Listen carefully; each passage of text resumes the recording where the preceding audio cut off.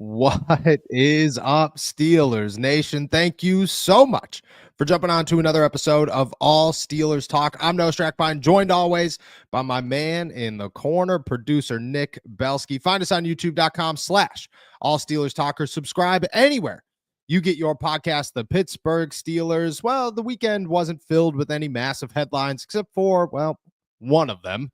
And it might have been the biggest one that outside of a quarterback position you can talk about. Meanwhile, we've got the Baltimore Ravens losing. Some fun from the Pittsburgh Steelers side of the Baltimore Ravens losing. And we're diving into not one, not two, not three, but four quarterback situations, hypotheticals, predictions that have been floated out surrounding the black and gold over the last 2 or 3 days, and what our thoughts on them, plus some cap casualties as the Pittsburgh Steelers approach an offseason filled with many question marks. It's still snowing here in Pittsburgh. Supposed to be -3 for the next 3 days. Fantastic times. Yes, my road is still covered in snow because shout out Pittsburgh plow trucks. I actually saw 2 of them on Saturday when it was raining because that's when you need snow plows, obviously. Haven't seen any since. How you feeling, my friend? I'm feeling great. Obviously enjoyed that weekend of football. Loved watching the 2 snow games yesterday, especially the one in Philly. You know, we got to watch the one in Cleveland where it was Cleveland versus the Steelers, but you never really enjoy it fully whenever your team's involved because then all you're thinking is, well, if there wasn't snow, my team probably would have won that game. But whenever it's other teams and playoff football, oh, it was glorious. I enjoyed it so much, and it makes me sad knowing that the Buffalo Bills are trying to get away from that. But hey, at least we got to enjoy it yesterday. As somebody who was snowed in Buffalo for 4 days, I could tell you that I'm also a little bit sad that the Bills are going away from it, only because I look back at it and it's a hell of a story. It's a hell of a story. You know, I could tell people, I spent 4 days in Buffalo where we lived off of pizza and beer and the 3 waters that we grabbed at Sheets before we actually showed up in town. And we watched them plow the roads with just giant construction vehicles as they drove by. I can't complain. I agree with you. It was a great weekend of football. I'm pretty sure you smoked me in the bets. I'm almost positive. My bets were awful. I was 1, 2, and 1. What was I? 1, 2, and 1. 2, 1, and 1. Yeah, we pushed yesterday. We both had Eagles -6. Yeah.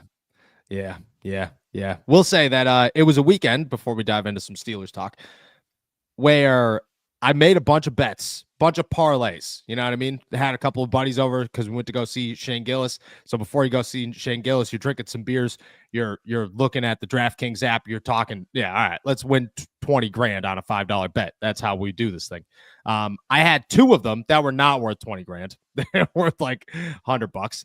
That hit that I didn't know hit until about midnight last night when the group chat went, yo, we hit 2 of them. I was like, oh my, what a day. What a day. So it was, we'll take 2 for 30 and feel very, very okay about that situation. Let's talk some Pittsburgh Steelers football. We got 2 news and notes. I'll toss it to you. One of them is fun. The other one's funnier. I'm excited for them. Let's get into them. Yeah, let's kick things off with a little bit of reaction from yesterday's Baltimore Ravens Buffalo Bills game. Obviously, after the Steelers fell to the Baltimore Ravens linebacker Roquan Smith had plenty to say about his ex-teammate Patrick Queen, basically saying, enjoy that jet, enjoy that plane to whatever vacation you want to go on. Well, after the Ravens lost yesterday after a failed 2-point conversion, Patrick Queen had a response on Twitter saying, oh yeah, Ro, don't worry, I saved the jet for you. So Patrick Queen making sure that he keeps the receipts and making sure that he cashes them in right after. Literally, this is 9:00 last night, directly after the game. So as soon as that game ended, Patrick Queen had something to say. Yeah, he was not holding back. He had that tweet ready to go the whole 4th quarter, just ready to rock, sitting there. He wasn't even looking at Twitter during the 4th quarter of that game. He just had the tweet up going, all right, second this ends, we're hitting post. You got to love a little trash. Look, obviously you would have rather and beat the Baltimore Ravens. I still think Roquan Smith might have won this one, but shout out Patrick Queen, just continuing to be. That's what I love about him and Deshaun Elliott, who came over from the Baltimore Ravens, is maybe it is just that they know AFC North football. Maybe it is that they were Baltimore Ravens. Maybe it's that they're now Pittsburgh Steelers and they've just absorbed what the AFC North red hot kitchen is. but they are villains. They are the definition of we will not shut up. You will hate us. And that is awesome because the Steelers love them. The Steelers fan base loves them. Everybody else in the world wants to just get on a field, make sure they can't run, and get one shot at them. And that, my friend, that is great defensive football. That is what gets you fired up. That's why fan bases love you. Patrick Queen's got to, he's got to get the Steelers fans to love him a little bit more on the field this season. But the trash talk, I mean, I'm all for it, man. He plays the part of the villain, and I'm a big fan. Shout out Patrick Queen was a big fan, and I got to tell you, I hope Lamar did not see the tweet because he might have put a hole in a locker if he did. He was fired up after that one. Again, shout out Patrick Queen. I mean, deservedly so. And that begs the question that Pittsburgh Hornets wants to ask here. Who's the best trash-talking Steeler right now? Deshaun Elliott is probably very high on that list. But Joey Porter Jr. is also – Joey Porter Jr., I don't know if he's the best trash talker, but he trash talks. There's nobody that he doesn't trash talk. Like Roger Goodell could be on the field. Joey Porter's going to say something to him. He's, like, hey, not today, old man. And I don't know if it's great, but I don't know. Deshaun Elliott is a trash talker to the point where he will, like, you want to fight him on the field. That's what I've picked up on, and that's a good trash talker. We have one more piece of news from over the weekend. ESPN's Adam Schefter reported on Saturday morning that the Chicago Bears didn't quite get Mike Tomlin's message before calling the Pittsburgh Steelers in hopes of sparking negotiations between the two sides, saying, quote, the Bears recently called the Steelers to see if they could be allowed to talk to and potentially try to trade for longtime head coach Mike Tomlin, only to have Pittsburgh rebuff their inquiry, league sources told ESPN. So I guess when Tomlin said, well, you can save your time, he meant it. Yeah. Let me tell you how I found out about this piece of news here. Okay. I was sleeping, or I wasn't sleeping. I was up. I went to go see Shane Gillis in Pittsburgh on Friday. It was a phenomenal show. Shout out Shane Gillis. Not that he'll ever see this. And I wake up. It's like, I don't know, 7:00, typical morning. Downstairs, I'm drinking coffee, talking to my brother, talking to my buddies. My sister-in-law was here. Just, hanging out, having conversation. I go upstairs. It's about 9 a.m. And I go, I haven't checked my phone in a while. I should go check my phone. We have somebody who's on call for Saturday morning. So it's not like I'm being irresponsible. He's got the news. We're good. It's handled. I get a text, or I look at my phone. I get two messages. Okay.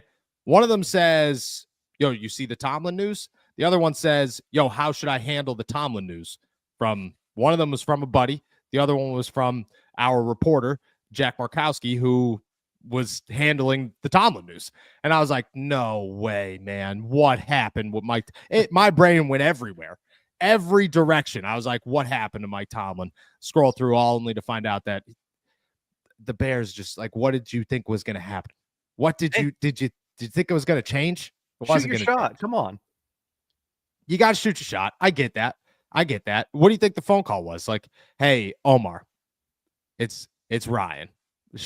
Could we talk about Mike T? And Omar just went, no. But if you'd like to talk about DJ Moore, we could have a conversation there. Maybe that's okay. No, like, come on, Chicago. Hey, they're not even going to get a good head coach, let alone Mike Tomlin. Like, we're good. Shout out Chicago. Way to shoot shot. Show everybody, it ain't dead till you prove it's dead. Yeah, no,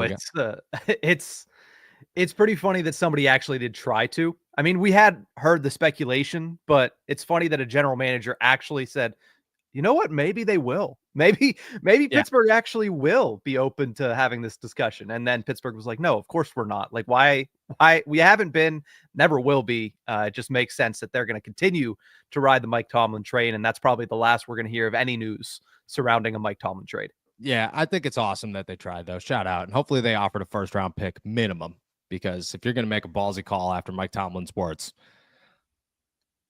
all the best of luck to you, pal. All the best of luck to you. Let's talk some Pittsburgh Steelers quarterback situations here. We're about 10 minutes into the show. We've waited long enough. It's quarterback season. That's all anybody cares about right now. It's the biggest question surrounding the Pittsburgh Steelers. It will be answered. I told you guys, when the season ended, breaking down, hey, when will things happen? I said, maybe before the Super Bowl, the Pittsburgh Steelers, at least reports come out that this is the direction they're going to go in. This is where we're at. Right now, it's probably Justin Fields, but we don't really know. And there's speculation all over the place about Justin Fields going other places and the Pittsburgh Steelers missing out on him. We'll start to gain some traction. I'm thinking either just before the Super Bowl or I don't know. If it goes past the Super Bowl, it could go to free agency.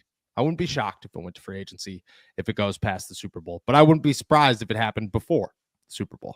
Right now, we got 4 hypotheticals, 4 cases that were brought to the attention of us to say this is how we believe the Pittsburgh Steelers offseason will play out and their quarterback position will look at the end of that offseason. Let's start with Russell Wilson. Russell Wilson's got one from The Athletic, which I think is, I don't know. I don't really know what I think. Okay, I think a bunch of adjectives can work here. A bunch of emotions could work here. I'm more curious to hear your side of this, how you respond, because I didn't put this in the chat. I wanted to toss it at you fresh, right in the morning here. The Athletic came up with a list of quarterbacks that the Cleveland Browns, can go out and get to replace Deshaun Watson. At the top of that list is no other than 36-year-old Russell Wilson. Would you be upset? Would you be worried? Would you be optimistic for the Steelers side of things if Russell Wilson ended up in Cleveland? Your thoughts on Mr. Unlimited headed to the most limited team in the NFL? It makes a lot of sense. It's a lot of the reasons that we thought he could possibly work in Pittsburgh, because he's not going to a team where he has to be the superstar. He's not going to a team where he has to be the hero. If they are working at their best, they're running the ball effectively and their defense is doing what their defense can do. They're an AFC North football team through and through. So, I mean, from the Browns side of things, it makes some sense. I mean, shoot, they got to the playoffs last year off the back of Joe Flacco. So it kind of fits the mold a little bit. But at the same time, if I look at this from the Steelers standpoint, I say, okay, like that's how much more is that going to elevate them than, say, a Jameis Winston? Pretty much not much. I mean, the only thing that you're going to get is less likely for him to turn the ball over 3 times in a game. But even that happened at the end of this season. So if I'm the Steelers, I look at that and I say, all right, I mean, it's a lot better than Justin Fields potentially going there and potentially being the answer for the Cleveland Browns for many, many years. It's all right. Well, we have to deal with Russell Wilson. I don't think that really moves the needle for the Steelers as far as being worried about their AFC North rival. No, I do think, I think Russell Wilson's a better quarterback right now than Deshaun Watson. I'll say that, but I don't think Deshaun as a whole, Deshaun's potential, different story. The way Deshaun plays currently, different story. And I think Russ might provide a little bit more consistency, I guess would be the word there. But I also think that it completely eliminates David Njoku from the mix, which has been a dangerous threat for the Pittsburgh Steelers, which is very thankful there. And Jerry Jeudy, phenomenal wide receiver, loves to use the middle of the field. I think it works out in Pittsburgh Steelers' favor very well, actually. Like, you're either going to go get a George Pickens or you're just going to live and die off of Russ trying to make something happen that he is not used to happening. I'd be all about it. I think if the Pittsburgh Steelers wanted to let Russ walk and have him go to the Cleveland Browns, it simply protects them from the Cleveland Browns going out and do something crazy and making it worse for the Steelers. Go ahead. Yeah. What is the one thing Steelers fans don't want to see happen in Cleveland? They don't want to see Cleveland win a Super Bowl. Yep. I don't see Russell Wilson as a Super Bowl quarterback at the moment. So at the end of the day, if that's the bar, sure, fine. Go play for Cleveland if they're willing to give you a starting job, which I think is going to be one of a few teams that might be willing to give Russ a starting job. Then by all means, go and we'll see how that goes. Yeah, I agree. Now, let me toss 2 different hypotheticals at you before we get to the Pittsburgh Steelers side of what they do here at the end of this. The next 2, these come from Bleacher Report. Justin Fields finds his way to New York, not with Arthur Smith, to rejoin Garrett Wilson as the starting quarterback of the New York Jets. And Russell Wilson goes right across the bridge, other side of New Jersey. He goes to the New York Giants, which, go ahead, man. You want to go to the Giants? Anybody could go to the Giants. You want to go to the Jets? Anybody could go to the Jets. That being said, does Justin Fields even consider New York if Arthur Smith isn't there? If Aaron Glenn goes to New York to be a defensive-minded head coach for the Jets, yeah, I get it. It's Garrett Wilson. Let's say numbers are pretty identical across the board. Justin Fields isn't getting a massive offer from anybody. I mean, is that even a realistic possibility right now? I mean, probably a little bit, but is it one that you would expect? Not one that I would expect, because he did make it a pretty adamant point that he has learned new offenses 3 out of the last 4 years, and he'd like to not have to do it again. But if all things are considered equal, then I wouldn't expect him to go. But if the Jets are promising all these things, hey, you're going to be our starter, hey, we're going to give you this contract, which is higher than other teams are offering you right now, then yeah, I could see him going and saying, hey, I'll take the opportunity. I'll bet on myself. Do I have to learn a new offense? Yeah. Did I want to do that? No, but this opportunity is too good to pass up. I could see that potentially happening, because I think the New York Jets are in a position right now where they're saying, hey, if we get a quarterback to work, we can get to the playoffs. Now, can they get through the playoffs? That's a different discussion, especially when you're looking at the quarterbacks that are making it to the divisional round every single year.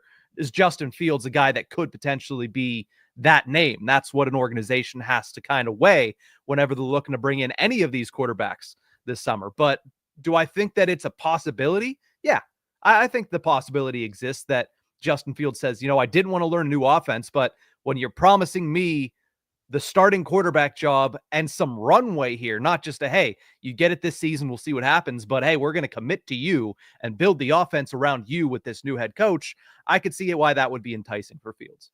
I agree. I don't know if any team, I especially don't know if the Jets would be a team that, even if they said we're going to give you some runway here, actually give you some runway. I don't know if, because you got to take that into account, especially Justin Fields is going to learn from this endeavor. He's going to learn from his time in Pittsburgh that a lot of things will be said. A lot of things will be said differently to the media than they are to us. Not everything is going to be truth. Not everything is going to be taken with an all seriousness. You are our guy. We trust you. You can't rely on these people. It's a business. At the end of the day, the NFL is more business than it is anything else. I don't think the Jets are a team that you look at if you're Justin Fields, and I believe he's smart enough, and his agent would be smart enough to look at it this way too and say, yeah, they're going to offer you a 2-year deal.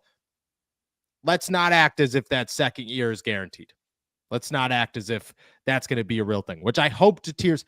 I want Justin to end up in Pittsburgh. I think that's the best option all around for both sides. And I think Justin's a good quarterback, and I think the Steelers could really use a good quarterback and a young quarterback. And I liked what Justin did in those 6 games. That's my hope. I think the Jets are a very realistic number 2 option for Justin Fields. That it could go down to New York isn't going to get a quarterback in the draft. They need a bridge guy as they build some stuff. Maybe Justin Fields has some potential. They're not going to go get Sam Darnold again. They're not going to go get, maybe they do go get Russell Wilson, but I got a hard time believing they're going from Aaron Rodgers to Russell Wilson. That doesn't seem like a move they're going to make. There's just nobody else out there. They're not going to get James or Daniel Jones and saying that's our best bet, because it's not. I think Justin Fields is the best bet. And when the smoke clears, when we finally get to free agency, I have a feeling that it's going to go Sam Darnold, Justin Fields in the order of free agent quarterbacks available. Yeah, Russell Wilson's name will be on there, but I got a feeling Justin Fields is going to climb up this list and be sitting there at number 2 where teams are going to want him. New York's going to be a team that I think does give a call. On the Giants side of things, if they're not going to get Cam Ward, which I don't think they should go get Cam Ward, but you never know. Russell Wilson makes all the sense in the world. Go get him. Why not? He's a 36-year-old quarterback that is going to make you better than you've been, but not great, which is where the Giants should be. They don't need to be good. They got a lot of issues, a lot of problems, and they don't seem to be fixing anything. So if Russ wants to go there, he was almost there last year. You got to remember that. He was He made a visit to the New York Giants after he made a visit to the Pittsburgh Steelers. Stopped in Newark along the way, right on the airport there. Said hi to some Jersey people and made his way down here. I mean, I think that one's a real possibility. Let me drop this third one on you. We've talked about this, laughed about this, had many jokes. I wonder if this changes your mind. And this is probably what, the fifth, maybe the fourth person that has brought this to the spotlight, that has given this attention and said, hey, this could happen. This could be a real thing. I believe some of them. Albert Breer talks. I'm okay. Dulac saying no, not happening. All right, you got to take that into consideration. When Dulac speaks, you listen. Florio said it. Breer said it. I'm pretty sure Graziano said it. Now we're hearing it again. Aaron Rodgers to the Pittsburgh Steelers, which I know immediately everybody goes, oh, I'm logging off, but there's more. Aaron Rodgers to the Pittsburgh Steelers in this hypothetical. And he comes with Davante Adams. How much worse do the Pittsburgh Steelers look in 2025 with Aaron Rodgers and Davante Adams being your starting quarterback and wide receiver? That is your splash. That is your change if you are Pittsburgh, to go from a team that people are looking at right now. I saw them compared to the Tennessee Titans. That's bad. To, we're going to win a Super Bowl. We could beat the Bills. We could beat the Chiefs. That's a thing. How much worse does it get with that move? I don't think it gets materially worse, but I also don't think you get materially better by bringing in these two guys. You're probably in the same spot. I mean, you mentioned it, and we joked about it 5 minutes ago. If you're the Jets, why would you go from Aaron Rodgers to Russell Wilson? Like, that wouldn't make any sense. If you're the Steelers, why would you go from Russell Wilson to Aaron Rodgers? And I understand Davante Adams, if he is released from the contract that he's currently on, if he's cut by the New York Jets and you can sign him for whatever you want to sign him for, he's not a bad option. He's a much better option than what you had outside of George Pickens this year. So that's not a bad place to start. But at the same time, do I really think the dynamic duo of the Taco Bell guy and the ayahuasca guy is going to materialistically change the Pittsburgh Steelers offense? No, I just don't see it. I think this is a year of bridge quarterbacks. Unless you're getting Cam Ward or Shadur Sanders, any other quarterback you get this offseason is going to be looked at as a bridge. And if I'm looking for a bridge, I'm not looking for an old bridge that's been used for years and years and years and years. I'm looking for a younger bridge. I've stated this on multiple occasions. I'm looking at Justin Fields as the best potential bridge because that's one of the few bridges that could potentially sit there and say, oh, well, we can actually wait to draft our next quarterback because this guy could be a bridge for the next 3 years, could be a bridge for the next 4 years until you get that franchise-altering guy. Whereas if I'm looking at Aaron Rodgers, I'm saying maybe he has a little left in the tank.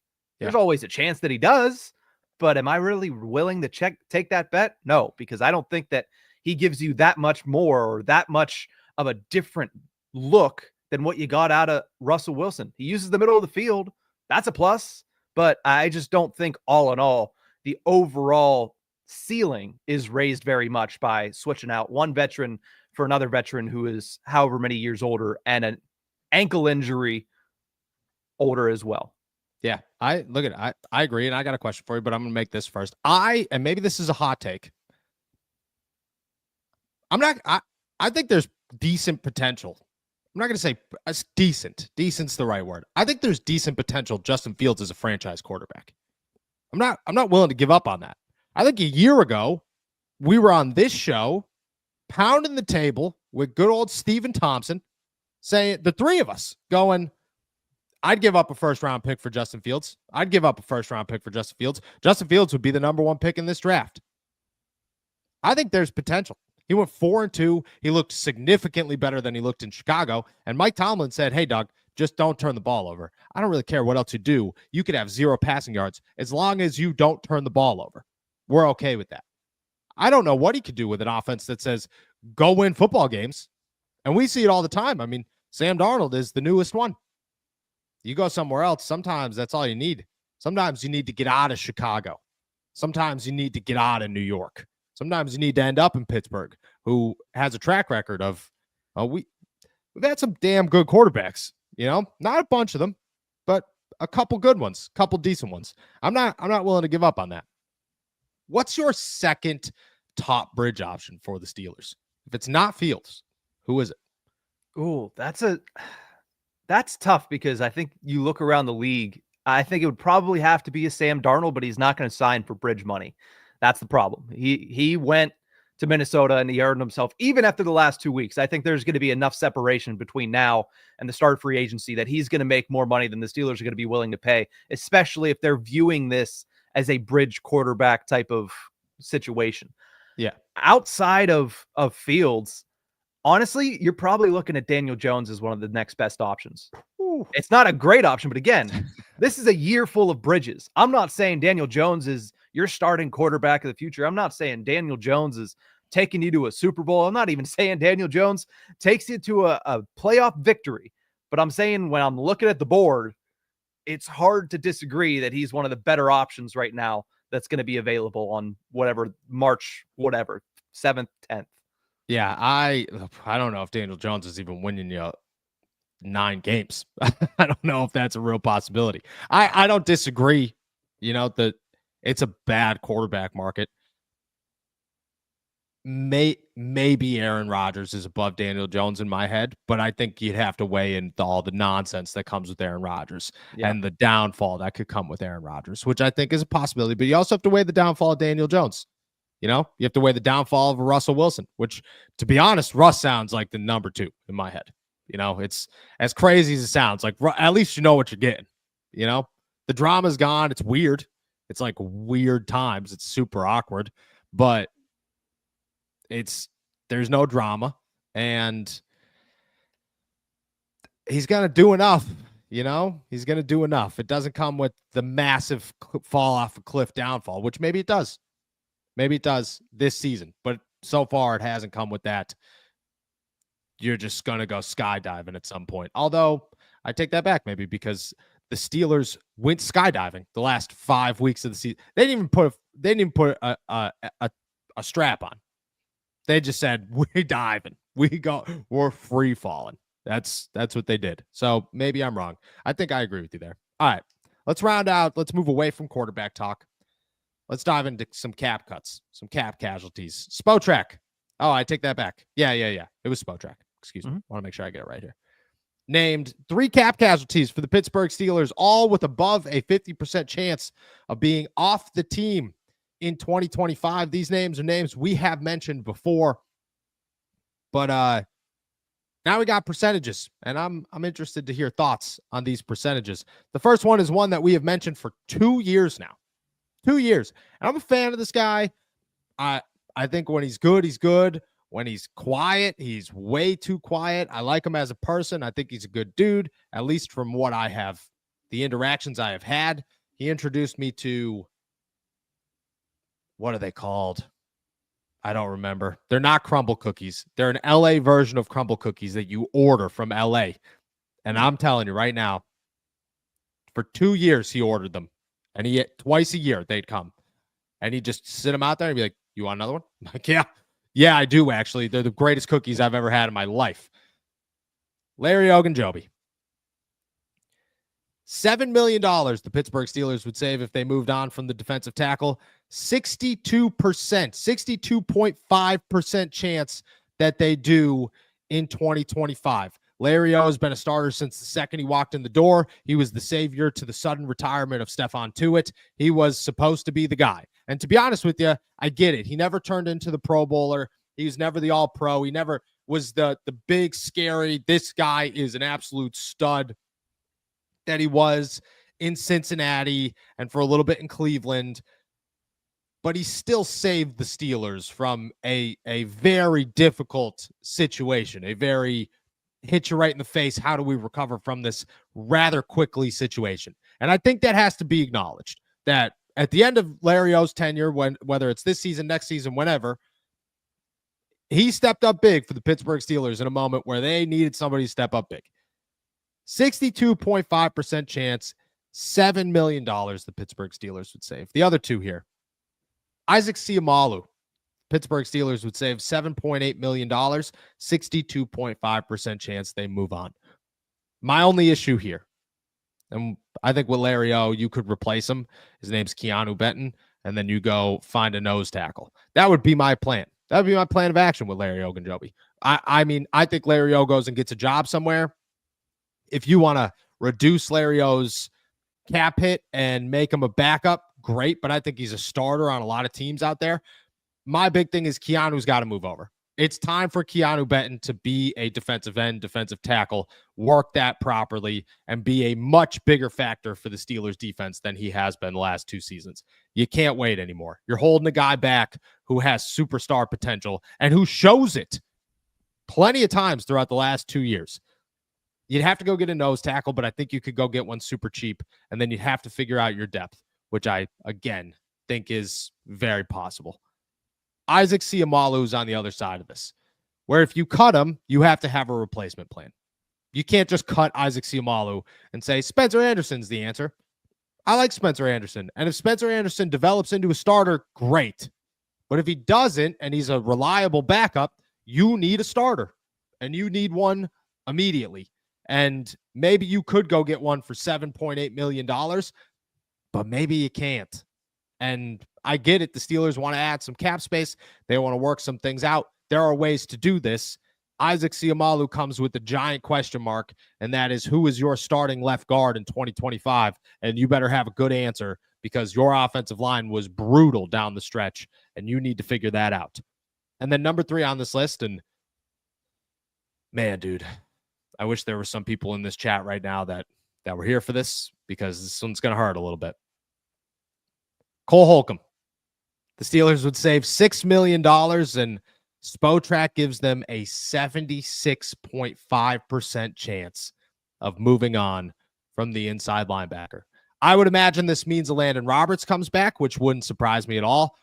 Mark Robinson is back, and maybe Tyler Matakevich returns to the lineup as well. Or the Steelers try to go young, and they use another middle draft pick to get a guy that they could form or try to develop into a Tyler Matakevich special teamer, Mark Robinson, bottom of the depth chart guy who grows over time.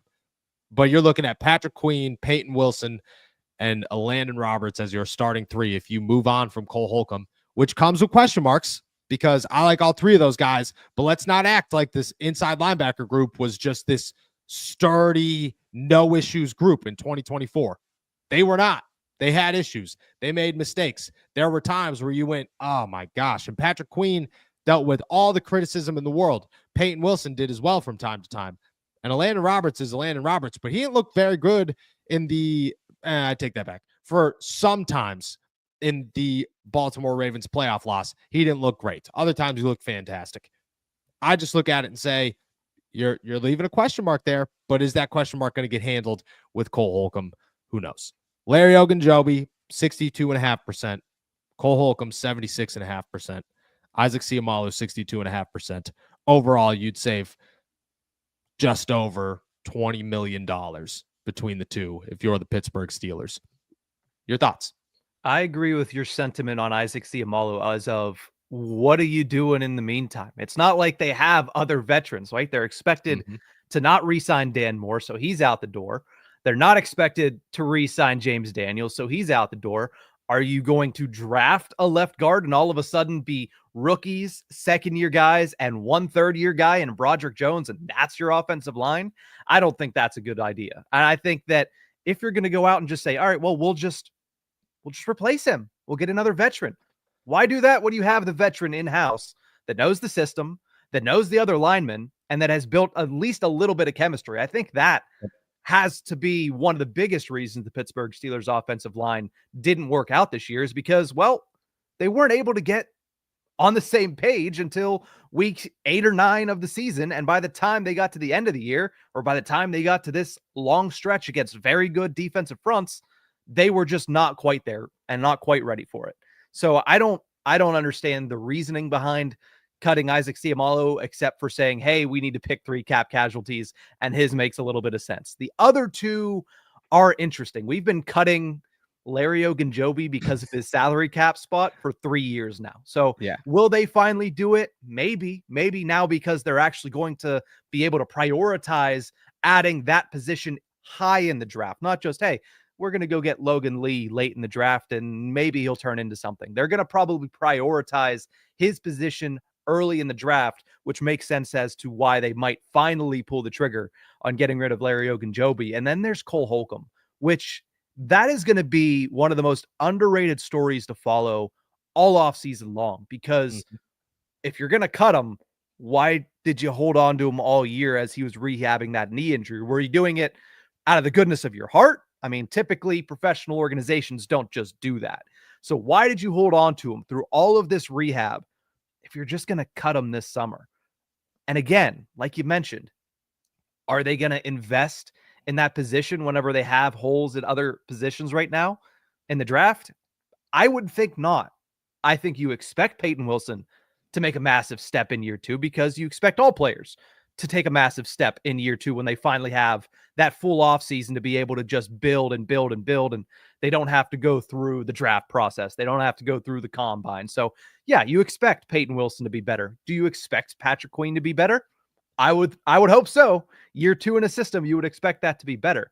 But I could see them holding on to Cole Holcomb, because in the back of my mind, if they were going to get rid of him now, why did they hold on to him for all this time? So Holcomb, I would say unlikely. I would say that's a little bit of a overreaction on the part of Bleacher Report. Ogunjobi, it finally makes sense. I mean, we've talked about it a lot, but it finally makes sense. And Isaac Seumalo, it makes no sense to me to go out and cut him. I agree with Seumalo, unless you're going to like do something crazy, like keep James Daniels. But Kaboli said it the other day, like James Daniels hasn't been around all season, and the Steelers told him before the season that they weren't ready to negotiate, and chances are they weren't going to renegotiate. It just kind of feels like you're just moving on from that one, and he's going to be expensive, and he's coming off a torn Achilles. Questions there. Cole Holcomb, I wonder what the PUP list, because I've never dealt with a PUP list player throughout an entire season. I wonder what that does to your salary hit. I wonder if it removes the salary hit, because if it does, that's an interesting case. But I don't know. I've never dealt with that. I've covered the Steelers for 6 years. They've never gone into the season with the PUP player ever. And I wonder what that does. If it doesn't do anything, I agree with you. Why are you just keeping them around? You know, why wouldn't you move on from them a year ago? Unless you're just being a good person and saying, hey, you could rehab here. But there's got to be a reason that you kept him around. You know, he was in-house. He was on the sideline during games. He had a headset on. Like, Cole Holcomb was involved in the Pittsburgh Steelers defense all season long. You got to think that meant something. And you got to think that the Steelers had a lot of hope in him coming into it. $7 million, I get it. Or $6 million, I get it. You could save it. I think you could save it other places. You could renegotiate deals. You're going to extend TJ Watt. That's going to lessen his cap hit next season, because it's going to be a big, giant signing bonus. I just feel like Cole Holcomb, I agree with you there. It makes sense on paper. Once you dive into it, you go, it doesn't really. There might be reasons to say that that's probably not going to happen. Larry O, I'd be shocked if he's here next season. Would be shocked. It just feels like Mike Tomlin and everybody else is saying they're going to blow it up. Everything's going to be different. There's going to be all these changes, and you're going to pick, like, you're not going to get rid of Larry O. It just, you know. It doesn't make any sense to me. If you're going to get rid of guys like Cam Sutton, if you're going to get rid of guys like, I don't know, Michael Pruitt and Cordero Patterson and Dean Lowry and DeMonte KZ and all these guys that potentially are gone this offseason, Larry O seems to fit in that mold of, like, there's probably an improvement here somewhere, and we could find it. And the easiest answer is Keanu Benton, that somebody's got to be sitting there going, yeah, maybe it's time. Maybe it's time to put Keanu out there, and I would imagine that's an easy one. I don't know. We'll see what happens. Those are the three. I agree with you on three of them. I expect more of them, but the Steelers have $52 million, and you could look at names, man. There are a lot of names. And I mean, you save $2.8 million by cutting Cordero Patterson. You know what I mean? You're only paying one punter this season, which is massive. You save another 2.5 by cutting Dean Lowry. You know, you could save, let's keep it going here. I'll just go down the list you're going to save 1.1 by getting rid of Corliss Waitman. You're going to save, I don't know. I guess Cam Sutton's not on here, but there are names, you know, there are restructures. Oh, you're going to save 13.4. You want to talk about a cap casualty? You want to talk about a real life, there is no questions asked cap casualty? You're saving $13.4 million if you get rid of Preston Smith. I mean, yeah, Preston Smith's not going to be on the roster 2025. That is, if you bought a jersey, I apologize, but he's not going to be on the roster in 2025. There are ways to make a lot of money for the Pittsburgh Steelers, and they're going to dive into it. All right. That's everything on our agenda. Let's use the last bit of this show to dive into all your questions and make sure we answer everything on this beautiful, snowy, I can't believe there are still no snow plows Monday morning. But first, we're going to take a quick break here from our boys over at DraftKings. All right, football fans, things are getting real. Whether your team has made it to the conference championship or not, there's still plenty of ways to enjoy the games. Get in on the action right now with my partners at DraftKings Sportsbooks. They're offering all new customers $200 in bonus bets instantly by just betting $5. Don't let this slip away. Download the DraftKings app now and sign up using our code ALLSTEELERS. The crown is yours. Stay in on the action and use your $200 in bonus bets on DraftKings same-game parlays for a shot at an even bigger payout. Combine multiple bets together from the same game. Love the thrill of live betting? DraftKings has got you covered. Bet live in-game progress right as they are happening, making watching the games that much more exciting. If sports betting is not yet available in your state, don't worry. You can still join in on all the fun with DraftKings Daily Fantasy and have the shot to win cash prizes. Download the DraftKings Sportsbook app now. New customers use my promo code ALLSTEELERS and bet just $5 on any wager and get $200 in bonus bets instantly. That's promo code ALLSTEELERS only at DraftKings Sportsbook.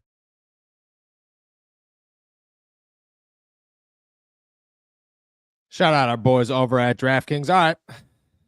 We're going to finish off the show the same way we do every single day. We're going to dive into all your questions, so make sure you're tossing them in the chat. We'll answer all of them before we head out of here. Nick, what do we got? Let's kick things off with Cody Silva. Appreciate you as always, Cody. Says, low-key went on a Ravens post-game press conference and talked so much shit to everybody. By the way, who do you guys have tonight in Notre Dame, Ohio State? That's hilarious, dude. That's hilarious. I always laugh at everybody. I used to have a roommate that would do that.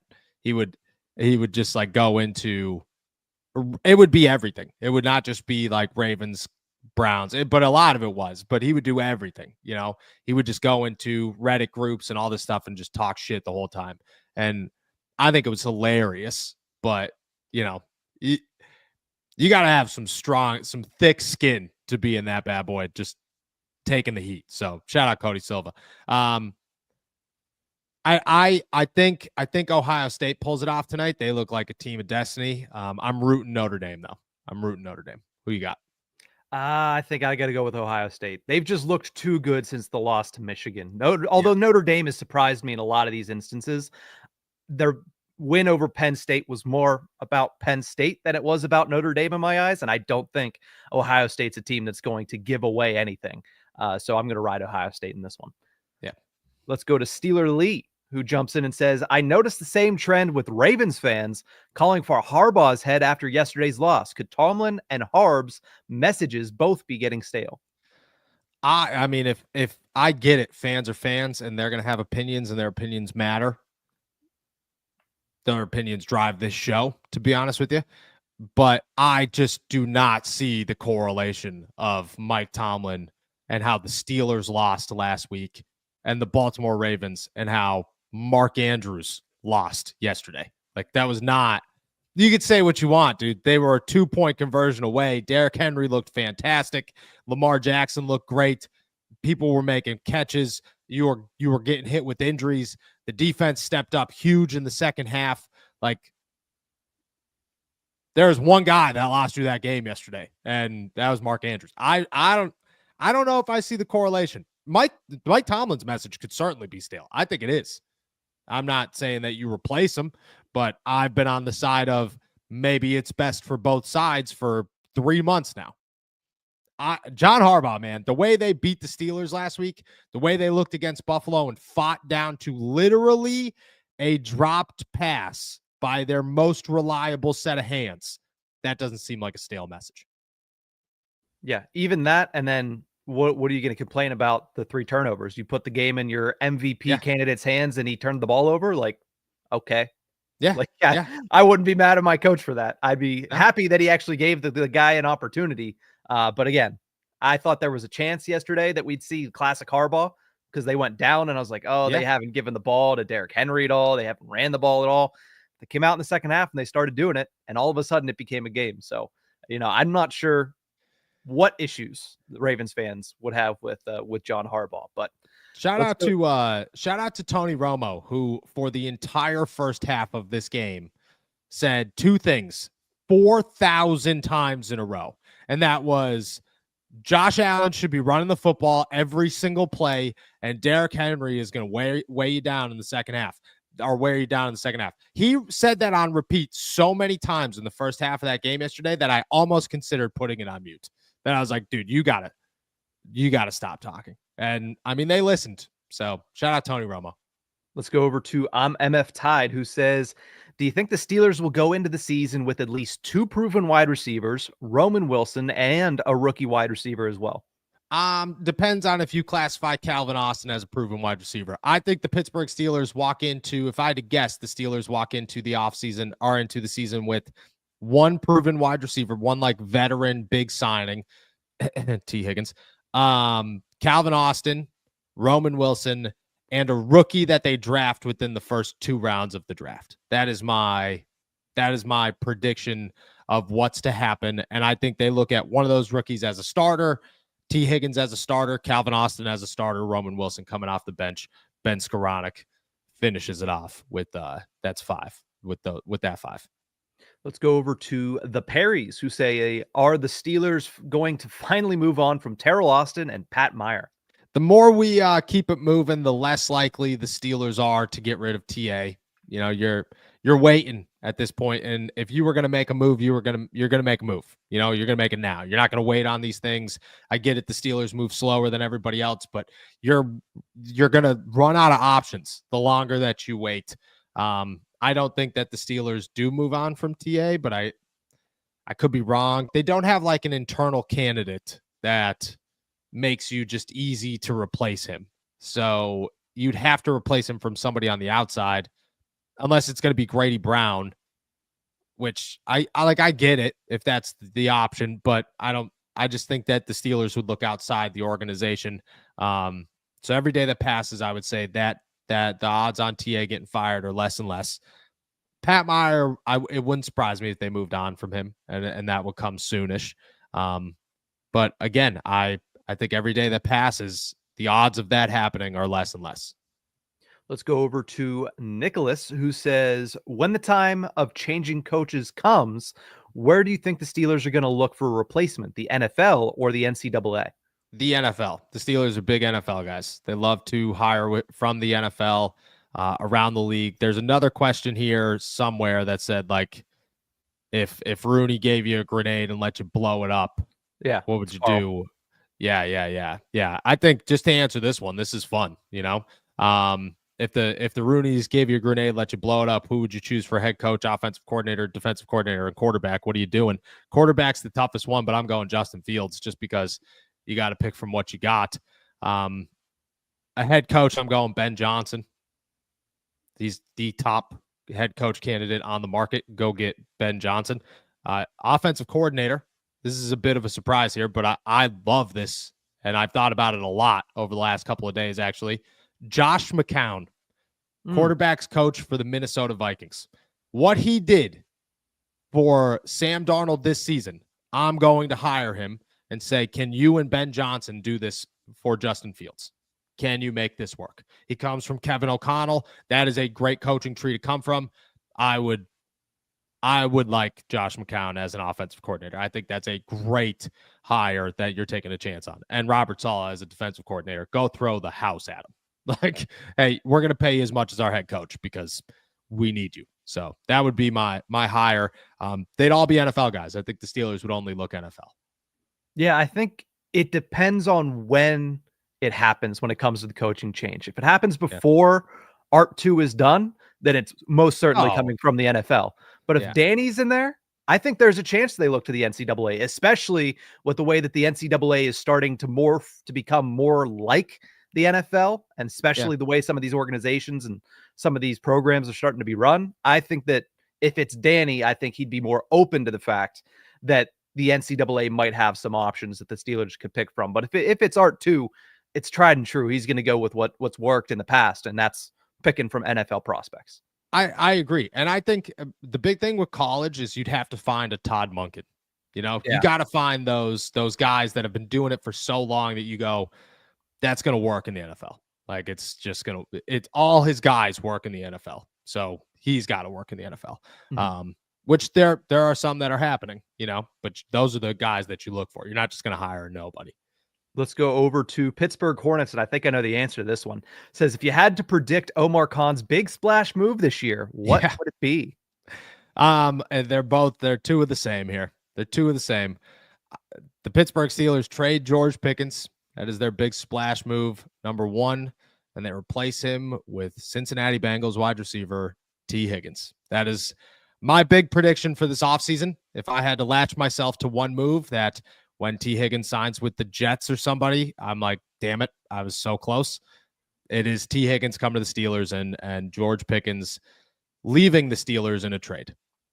All righty, let's go over to Willie Nelson, who says, could Malik Willis come in and push Justin Fields and pick up Tyrod Taylor to be a veteran quarterback in QB3? I like Tyrod Taylor. I love Tyrod Taylor, actually, and I think he's a very reliable backup in the NFL. If he's looking for a QB3 job, great. Bring him to Pittsburgh. Why wouldn't you? The Steelers liked Malik Willis coming out of college. I don't know if Malik Willis has taken enough. Like, he looked good for like a game, and then it kind of settled. I don't know if Malik Willis is a guy that I'm turning to as a reliable backup and saying, you are the guy. I also don't think he'd push Justin Fields. I think those are two very significant. There's a pretty significant gap in potential between those two. All right, let's go to James, who says, do you think Will Howard can make it on the next level at the NFL?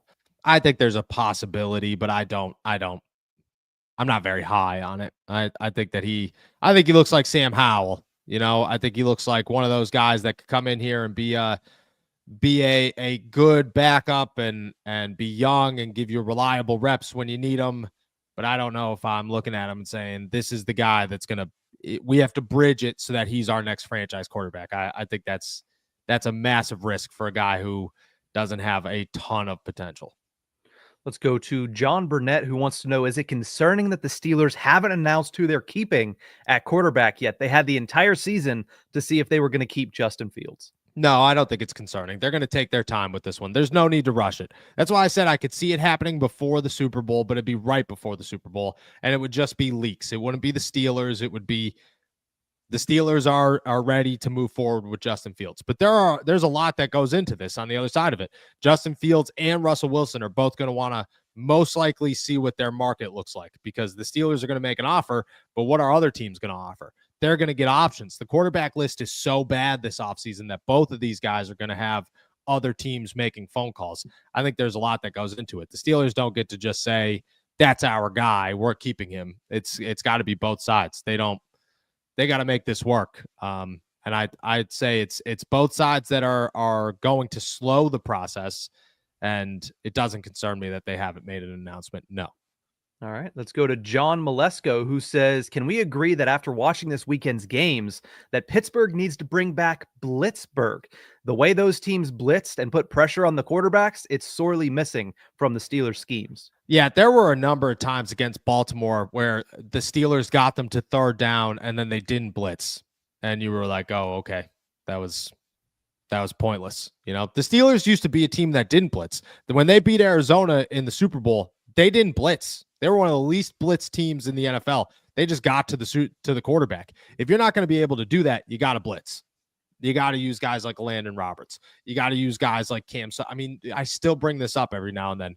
Last year in the playoff game against the Bills, they rushed Patrick Peterson. Cannot tackle you for the life of me, Patrick Peterson, off the side to go get Josh Allen. And you want to know what happened? He got him, and Josh Allen threw him off like a bug. And you're telling me that you're not going to try that again? It worked. You just didn't have the right guy in there. You have better guys now. I think I agree with you. You're missing it. You're missing Blitzburg. You need to put a lot of pressure on the quarterback. The Steelers don't do that. And if you're not going to fix it, which maybe having Keanu out there more often does fix it, but if you're not going to, you got to find blitzes.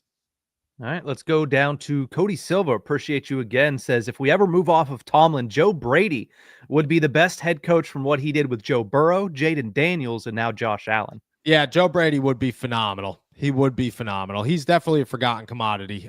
He's going to get signed, but I mean, Joe Brady is a stud. You can't deny that Joe Brady's a stud. Plus, on top of that, if you want to talk realistic options for the Steelers, if that was ever to happen, he's a guy that loves to run the football. He loves to run the football, and he gets guys open. He creates physical offenses. Yeah. Joe Brady's a really good one, actually. Let's go to W. Travis, who says, what pick do you think the Steelers have to trade up for to get Ashton Jeanty? I don't think I have like a definite answer for this right now because it's early. What are the Dallas Cowboys going to do in free agency? What are the quarterbacks going to look like in free agency? What are some of the running backs going to look like in free agency? I'm interested. Where does Najee end up? Where does Aaron Jones end up? Where do some of these names that could be a starter go, and how does that change things? Because if Najee ends up in Dallas, which that's not the craziest thought in the world, Ashton Jeanty's not going to Dallas. Dallas is going to pass on Ashton Jeanty. If nobody ends up in Dallas, Dallas is going to draft Ashton Jeanty. So you have to move up past Dallas. But if not, I think that Jeanty could fall relatively close to the Pittsburgh Steelers, where you got to move up 17, 15 maybe to go and get him if you're willing to. Speaking of running backs in the draft, let's go to Cole, who says, draft Caleb Johnson out of Iowa. He would be a good fit for the Steelers. That my first mock draft of the offseason. It came out the Monday after the Steelers lost, or the Tuesday after the Steelers lost, and Caleb Johnson was my number 2 pick. I'll have my second one coming out tomorrow, but I'm going to be honest with you. He might still be there.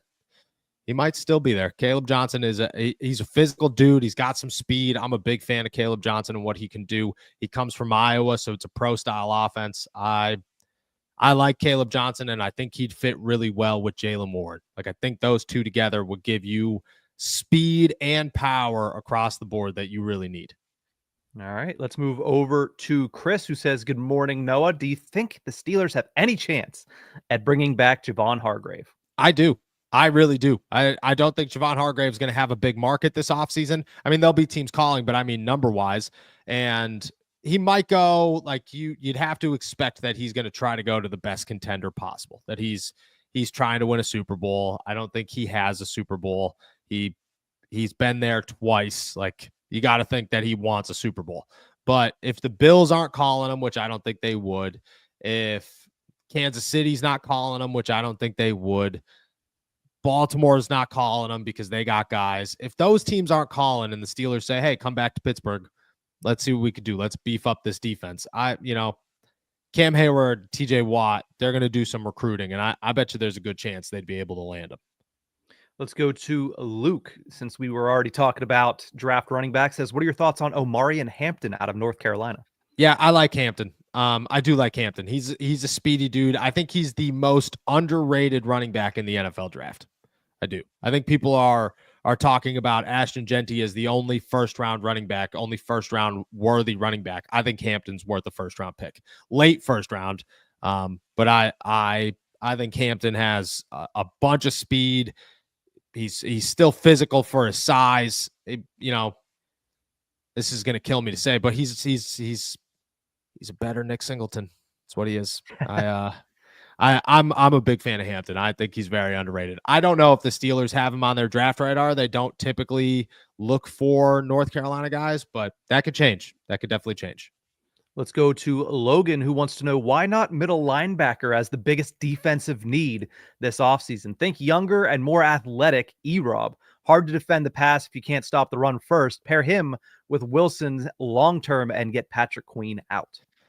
I mean, there aren't really the options out there to do that.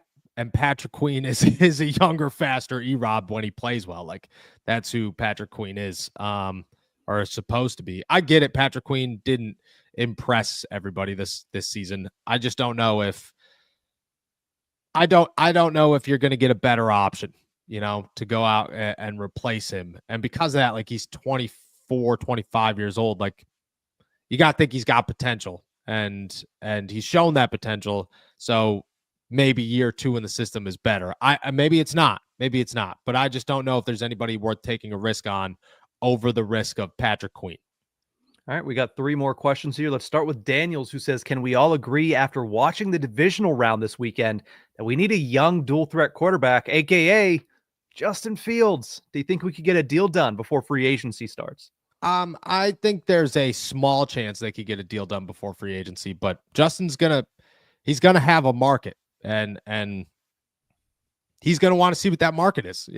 It doesn't mean that he's gonna want to go somewhere else, but he's definitely gonna want to go into free agency and see if the Jets are willing to offer him $35 million a year to come be a starting quarterback for 2 years, or if somebody's willing to give him a Baker Mayfield deal. Everybody's talking about Russ getting this massive $100 million deal. I think Justin Fields has a possibility or the possibility of getting the same deal from someone somewhere.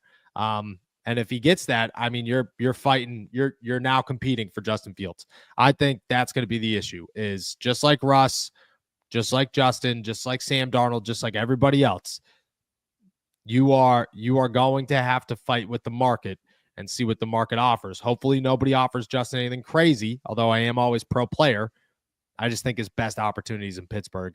And I think the Steelers will offer him something, but I don't think it'll be, oh, we're going to sign you right now before free agency starts money. I just don't think it's going to be that good. So I would say there's a possibility, but chances are slim. All right. We got 2 more draft questions to get to today. Let's go to Loswald, who says, Noah, would you rather have Emeka Egbuka out of Ohio State or a stud cornerback defensive lineman in the first round? I think it depends on who that stud corner / defensive line is. Like, I think Sam Morrison is a guy that out of Notre Dame that if he's sitting there at 21, I'd have a really hard time passing up on him. Really hard time. The defensive linemen, I think, are kind of hit or miss in this one. So once you start getting later, it's going to get more challenging. But there are some corners that I very much so like in this NFL draft, So I would have a hard time passing on a corner for a wide receiver, but it goes the other way around too. Like if you're walking in with T. Higgins, Calvin Austin, Roman Wilson as your wide receivers, Dante Jackson is a better risk to me than walking in with that group. And because of that, I would go wide receiver. Yeah, it's hard to go against any wide receivers from LSU or Ohio State since 2020. It's been pretty tried and true that if you draft them, they're going to work at the next level. I mean, you can go down the list. Garrett Wilson, Chris Olave, Jackson Smith and Jigba, all from Ohio State, all studs. Or LSU, Brian Thomas, Jamar Chase, Justin Jefferson. I mean, it's pretty bulletproof drafting from those 2 schools at wide receiver the last couple of years. Yeah, if he's there and there isn't like a, again, Sam Morrison is the name. If there's not an Ashton Genty, I just have a hard time passing up on a guy that is going to be a stud. All right, let's go to Elliot to close things out. Says, what about Quinshon Judkins or Cam Scadaboo as a 3rd round pick? Yeah, I would go Judkins all day in the 3rd round. I would go Judkins 100 times before I went Cam Scadaboo.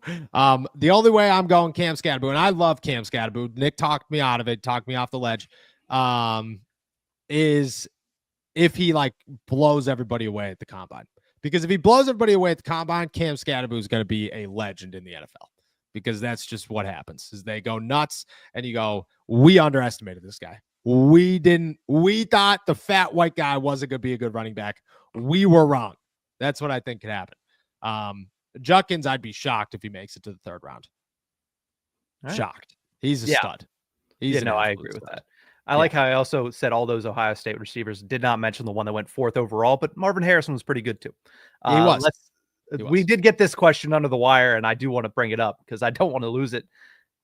Pittsburgh Hornet says, Noah, I believe the Steelers stopped doing well when you got rid of the mustache. Any chance that was the issue with this team this season?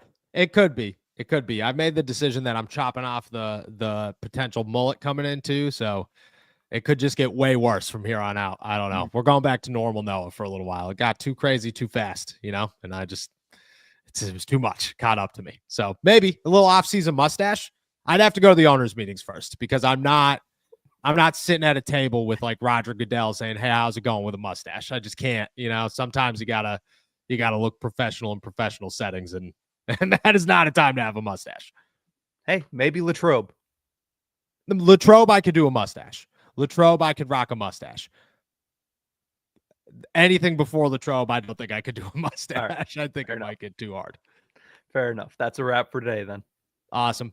With that said, guys, we are heading out of here. Thank you so much for jumping on to another episode of All Steelers Talk. Make sure to subscribe to us on YouTube, youtube.com/All Steelers Talk. Check us out anywhere you get your podcasts. And as always, find all of our work at si.com/NFL/Steelers. We will be back tomorrow. Enjoy another beautiful, sunny, hopefully not snowy day in the Berg.